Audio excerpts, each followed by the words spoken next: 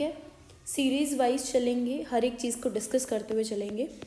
तो सबसे पहले ये जानना ज़रूरी है कि सेल होता क्या है। ठीक है, सेल हमें पता है कि क्या है, ये स्ट्रक्चरल फंक्शनल यूनिट है हमारी बॉडी की। ये सबसे छोटी यूनिट होती है हमारे बॉडी में। अगर हमारे बॉडी में पूछा जाए कि सबसे स्मॉलेस्ट चीज़ क्या है, स्मॉलेस्ट क्या है, तो वो है सेल। ठीक है, अब सेल भी बहुत टाइप की होती हैं, इनसे छोटा कुछ नहीं मिलेगा। जो है यही है, स्टार्टिंग ऑफ लाइफ ही हमारी सेल है। ठीक है, बहुत सारे सेल मिलके बनाएंगे टिश्यू, बहुत सारे टिश्यू मिलके बनाएंगे ऑर्गन, ऑर्गन से बनेगा ऑर्गन सिस्टम, और सिस्टम से बनेंगे बॉडी।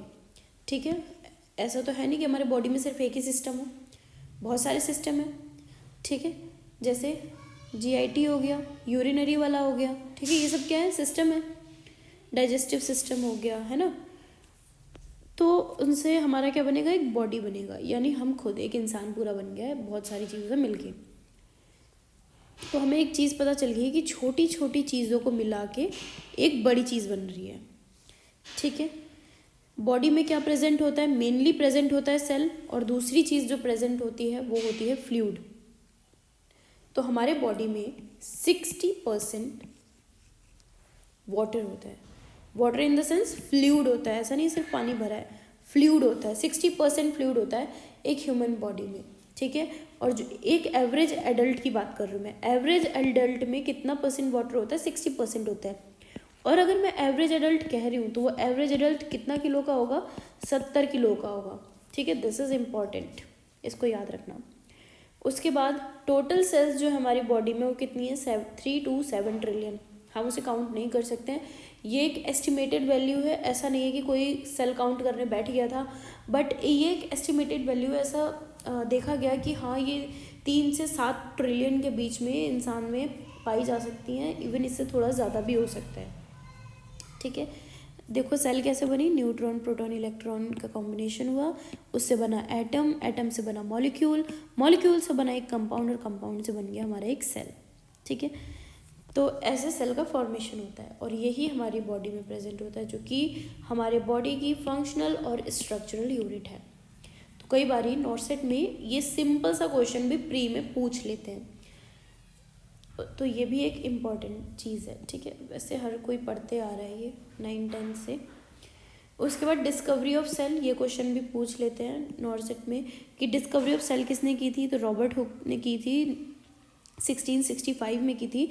तो रॉबर्ट हुक ने क्या किया था, डेड सेल डिस्कवर की थी। अब यहाँ पे ना 2 सेल क्या कहते हैं 2 सेल ढूंढी गई थी, डिस्कवरी हुई थी, जिसमें से एक थी हमारी डेड और एक थी हमारी लाइव सेल। ठीक है, तो डेड सेल जो थी वो ढूंढी थी हमारी रॉबर्ट हुक ने, और इसने सबसे पहले ही बेसिकली खोज की थी, इसलिए इसका नाम हम लेते हैं कि डिस्कवरी ऑफ सेल किसने किया था, रॉबर्ट हुक ने किया था। हालांकि ढूंढा इसने डेड सेल था, वो भी किसमें, कॉर्क में ढूंढा था, जो कि एक एम्प्टी खोखली थी अंदर से, एम्प्टी फ्रॉम इनसाइड।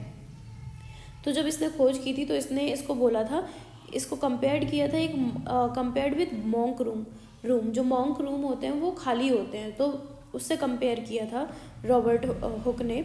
और क्या बोला था इसने ना, एक बुक भी लिखी थी जिसका नाम था माइक्रोग्राफिया, जो कि बुक ऑन सेल थी। ठीक है, फर्स्ट टाइम इसने माइक्रोस्कोप का यूज़ किया था।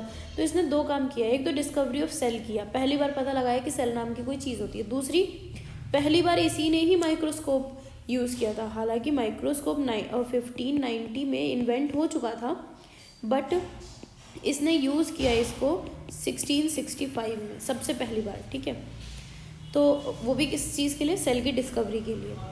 तो first time used for his study, उसने अपनी स्टडी के लिए माइक्रोस्कोप यूज़ किया था। और डिस्कवर्ड बाय, तो माइक्रोस्कोप किसने ढूंढा था, माइक्रोस्कोप की खोज की थी, मतलब बनाया था हैंस एंड जचारियस। तो हैंस एंड जचारियस ने क्या बनाया था, माइक्रोस्कोप बनाया था। ठीक है, उसके बाद हम बात करेंगे कि लाइव सेल किसने खोजी थी, सॉरी हाँ, लाइव सेल की भी खोज हुई थी। ठीक है,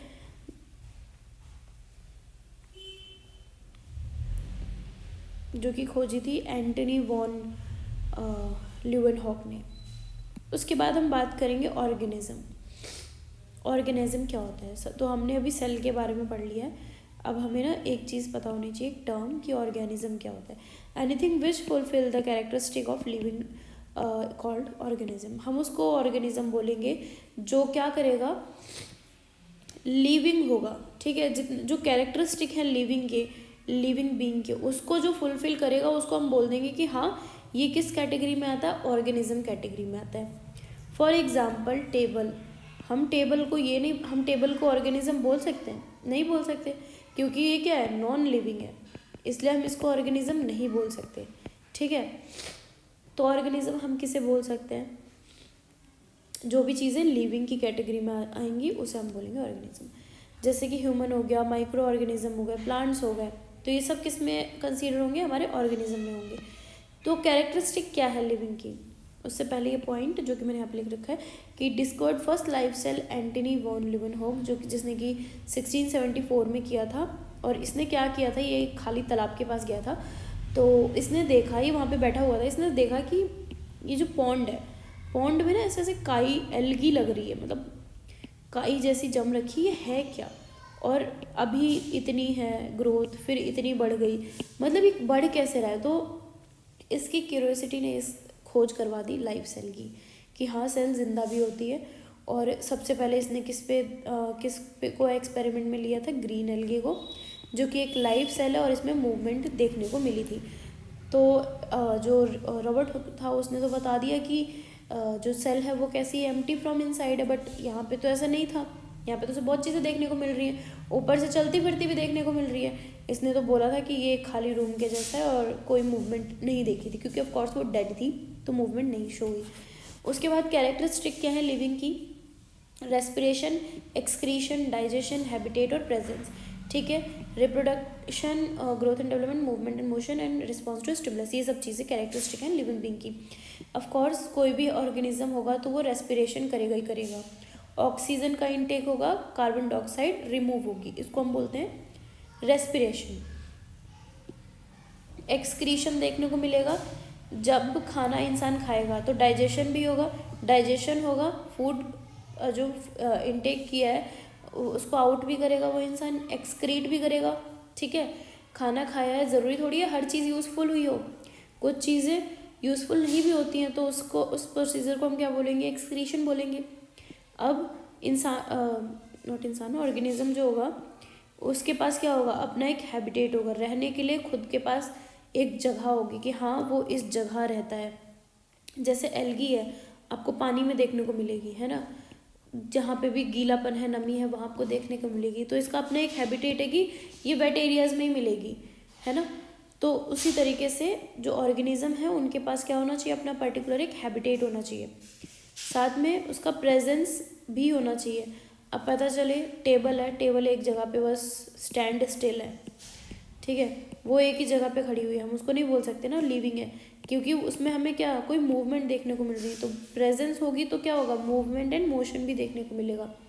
तो जो ऑर्गेनिज्म है उसमें मूवमेंट और मोशन भी होने चाहिए, साथ ही साथ ग्रोथ एंड डेवलपमेंट भी होना चाहिए, तो उसी को हम ऑर्गेनिज्म बोलेंगे, ठीक है। जैसे टेबल को हमने काट के तो बना दिया इतना, अब ऐसा तो नहीं है कि हमें उसमें कुछ बढ़ते हुए दिख रहा है, ऐसा नहीं है। बट पेड़ को बोल सकते हैं हम ऑर्गेनिज्म, हाँ बोल सकते हैं, क्योंकि उसमें आपको क्या देखने को मिल रहा है, ग्रोथ एंड डेवलपमेंट देखने को मिल रहा है। पेड़ अभी छोटा था, बड़ा हो गया, एक टाइम पे वो फ्रूट्स भी देगा, है ना।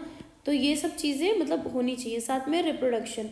अब कोई भी सेल है वो जब तक खुद को डिवाइड ही नहीं कर पाएगी तो क्या फ़ायदा उसका कोई भी एग्जिस्टेंस होगा क्या, हम उसे बोलेंगे कि हाँ वो जिंदा है, नहीं बोलेंगे। टेबल भी है, मैं टेबल के एग्जांपल ले रही हूँ ताकि अच्छे से समझ में आए।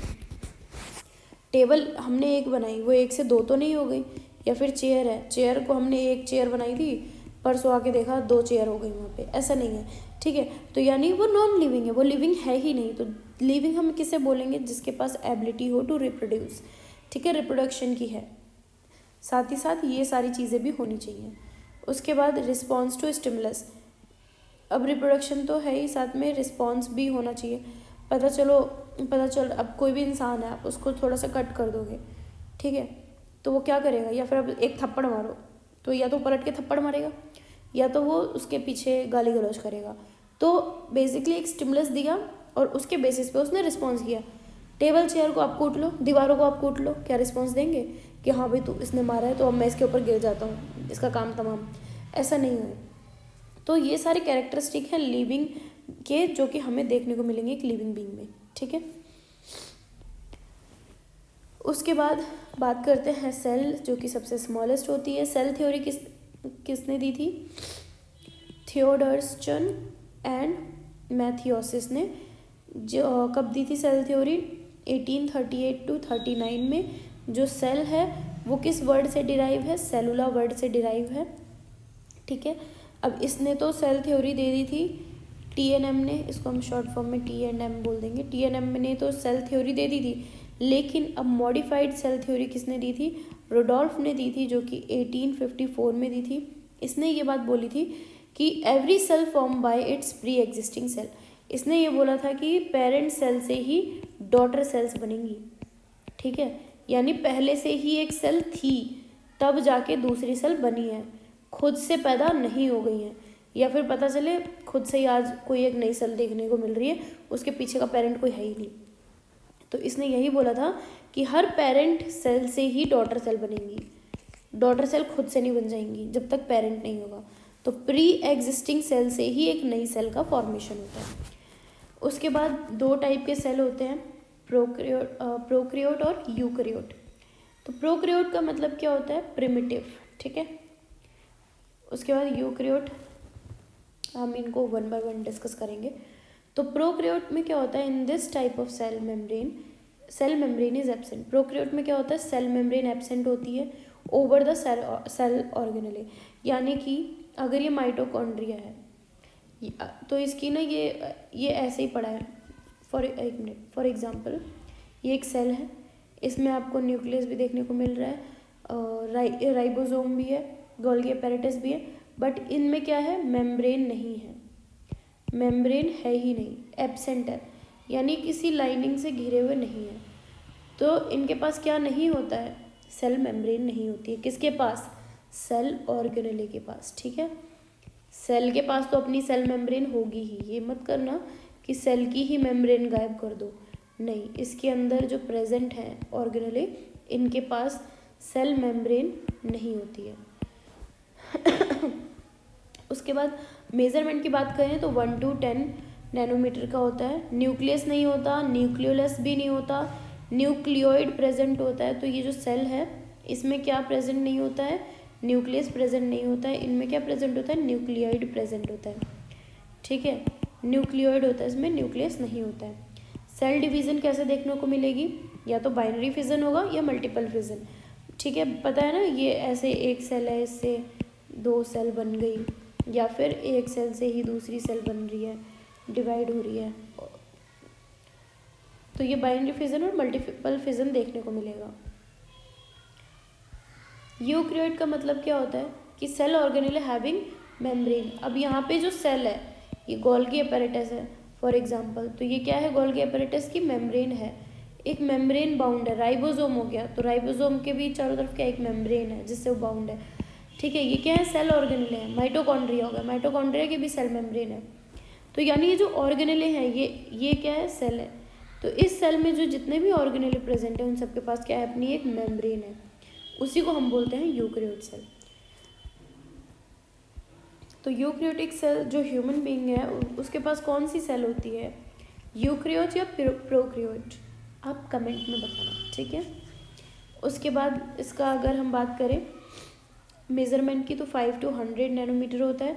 इसमें सेल में न्यूक्लियस प्रेजेंट होता है, न्यूक्लियोलस भी प्रेजेंट होता है, न्यूक्लियस के अंदर ही न्यूक्लियोलस होता है तो प्रेजेंट होता है, ठीक है। ये क्या है? न्यूक्लियस है, और ये क्या है? न्यूक्लियोलस है, और ये क्या है? सेल है। इसमें क्या नहीं होता? न्यूक्लियोइड, क्योंकि न्यूक्लियोइड किस में प्रेजेंट था? प्रोकैरियोट में। सेल डिवीजन कैसे देखने को मिलेगी? माइटोसिस या फिर मियोसिस। एक पेरेंट सेल से दो डॉटर सेल बनेंगी, उसको बोलेंगे माइटोसिस। एक सेल से 4 डॉटर सेल देखने को मिलेंगी, उसे बोलेंगे मियोसिस, ठीक है। जो माइटोसिस होता है वो सोमेटिक सेल में देखने को मिलेगा, और जो मियोसिस होता है वो जर्म सेल में देखने को मिलेगा।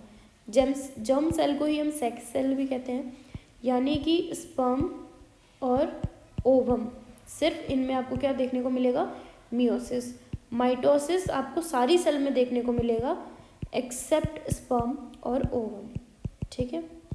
सिर्फ इन दोनों में माइटोसिस नहीं होता, बाकी हर सेल में आपकी बॉडी की क्या देखने को मिलेगा, माइटोसिस देखने को मिलेगा, यानी सोमेटिक सेल्स। तो अब डायग्राम भी देख लेते हैं यूकैरियोटिक सेल और प्रोकैरियोटिक सेल का। तो एक यूकैरियोटिक सेल है, ठीक है, ये एक सेल है हमारी ये क्या है हमारा, माइटोकॉन्ड्रिया है, माइटोकॉन्ड्रिया। ये क्या है हमारा, गोल्गी apparatus। उसके बाद न्यूक्लियस का स्ट्रक्चर देखते हैं क्योंकि इम्पॉर्टेंट है। तो बेसिकली ये जो ब्लू कलर की लाइन ड्रॉ की है मैंने, ये क्या है हमारा, न्यूक्लियस है। अब न्यूक्लियस के अंदर ये जो लाइन है, लेयर है, ये क्या है, न्यूक्लियोलस है। तो न्यूक्लियस के अंदर ही न्यूक्लियोलस प्रेजेंट होता है, ठीक है। उसके अंदर आपको क्या देखने को मिलेंगे, ये है हमारा क्रोमेटिड्स। तो अगर सीरीज वाइज देखें कि सबसे अंदर कौन है, पहले आ गया क्रोमेटिड, फिर न्यूक्लियोलस, फिर न्यूक्लियस। अब न्यूक्लियस की भी अपनी कवरिंग होगी, ठीक है।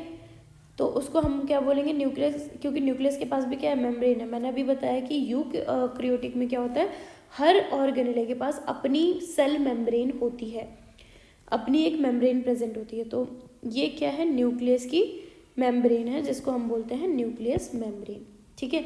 न्यूक्लियस मेम्ब्रेन है। उसके बाद आपको यहाँ पे क्या देखने को मिल रहे हैं, ये जो न्यूक्लियस और न्यूक्लियस मेम्ब्रेन के बीच में जो फ्लूइड है उसको हम बोलते हैं न्यूक्लियोप्लाज्म, ठीक है, न्यूक्लियोप्लाज्म इसको बोलते हैं।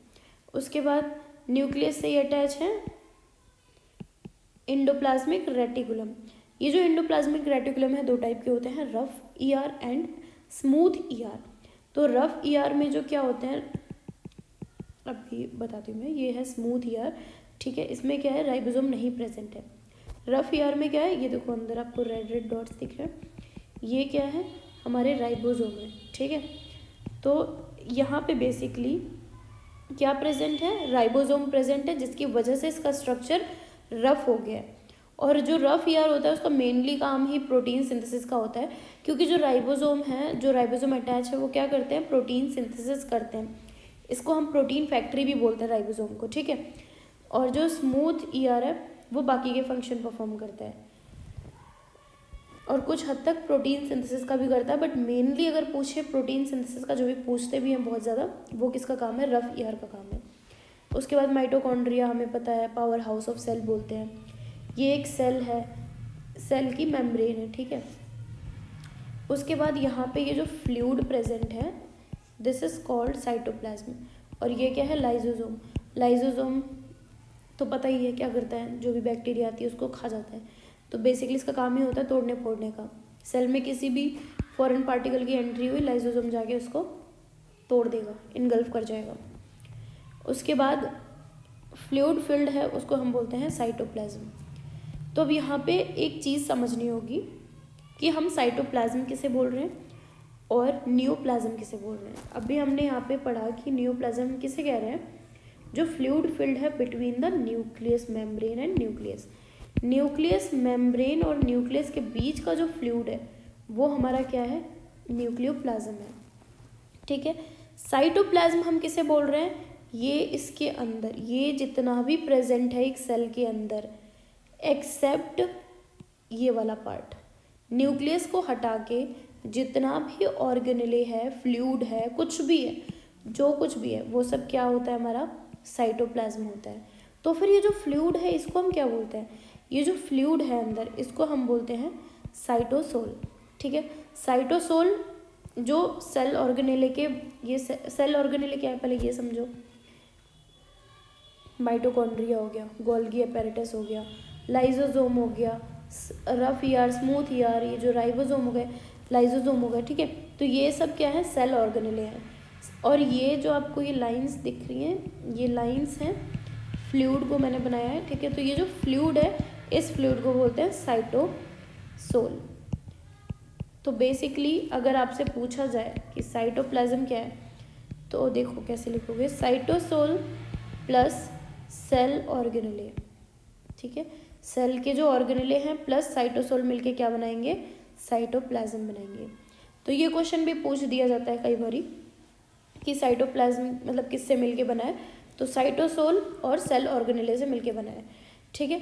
उसके बाद न्यूक्लियस को इंक्लूड मत करना, बिकॉज न्यूक्लियस का अपना न्यूक्लियोप्लाज्म है, वो उसको हम साइटोप्लाज्म कंसीडर नहीं करते हैं, ठीक है। तो ये तो था हमारा यूकैरियोटिक सेल का स्ट्रक्चर जो कि मैंने बताया अभी आपको। अब हम देखेंगे प्रोकैरियोटिक सेल। तो प्रोकैरियोटिक सेल का स्ट्रक्चर बहुत ही सिंपल होता है। सबसे पहले आपको देखने को मिलेगी ग्लाइकोकैलिक्स की लेयर देखने को मिलेगी, सबसे आउटर वाली। उसके अंदर जाओगे तो सेल वॉल देखने को मिलेगा, और अंदर जाओगे तो क्या आएगा, सेल मेम्ब्रेन देखने को मिलेगा। अब आप कहोगे कि प्रोकैरियोटिक में तो मेम्ब्रेन होती नहीं है। मैंने किस मेम्ब्रेन की बात की थी, ऑर्गेनेले की मेम्ब्रेन की, यानी कि मैंने बोला था कि ऑर्गेनेले की मेम्ब्रेन नहीं होगी, सेल की मेम्ब्रेन तो होगी ही, ठीक है। सेल के पास अपनी मेम्ब्रेन है, बट जो अंदर ऑर्गेनेले प्रेजेंट है, ये देखो ऐसे पड़े हैं लूजली, ऐसे ही पड़े हुए हैं ये जो ऑर्गेनेले हैं, इनके पास क्या नहीं है, कोई भी सेल मेम्ब्रेन नहीं है, इसलिए कोई प्रॉपर स्ट्रक्चर भी नहीं है इनका। माइटोकॉन्ड्रिया हो गया, साइटोप्लाज्म हो गया, न्यूक्लियोइड हो गया, यहाँ पे न्यूक्लियस नहीं होता, और ये क्या हो गया, राइबोसोम। तो ये सब किस प्रेजेंट हैं बट विदाउट सेल मेम्ब्रेन। उसके बाद आता है सेल कंपोनेंट्स। तो सेल किससे मिलके बनी होती है, सेल वॉल से, साइटोप्लाज्म से और सेल ऑर्गेनेले से। क्या आपको ये प्रोकैरियोटिक में देखने को मिला, हाँ दिखा, सेल वॉल भी दिखी हमें, साइटोप्लाज्म भी दिखा, और साथ में सेल ऑर्गेनेले भी दिखे, ठीक है। यूकैरियोट में भी दिखे होंगे फिर तो, हाँ सेल ऑर्गेनेले भी दिखे हैं, यहाँ पे सेल वॉल भी है इसकी, ठीक है, और साथ में क्या है, साइटोप्लाज्म भी है सॉरी। तो जो सेल वॉल होती है वो बनी होती है फॉस्फोलिपिड से। तो सेल के जो कंपोनेंट्स हैं वो थोड़े हैं अच्छे से एक्सप्लेन करने वाले, इसको हम नेक्स्ट वीडियो में एक्सप्लेन करेंगे। तब तक के लिए मिलते हैं, और आई होप कि अगर आपने यहाँ तक आ गए हो तो आपने मतलब वीडियो आपको पसंद आई होगी। तो मैं आशा करती हूँ कि आपको ये मतलब आप ये वीडियो शेयर करोगे और ज़्यादा से ज़्यादा लोगों को, और साथ में लाइक करोगे और मेरे चैनल को सब्सक्राइब करोगे।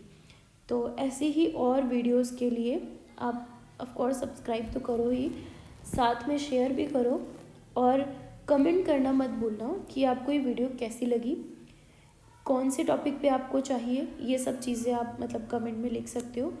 मैं जल्द से जल्द उस पर वीडियो बना के शेयर करूँगी। तब तक के लिए बाय।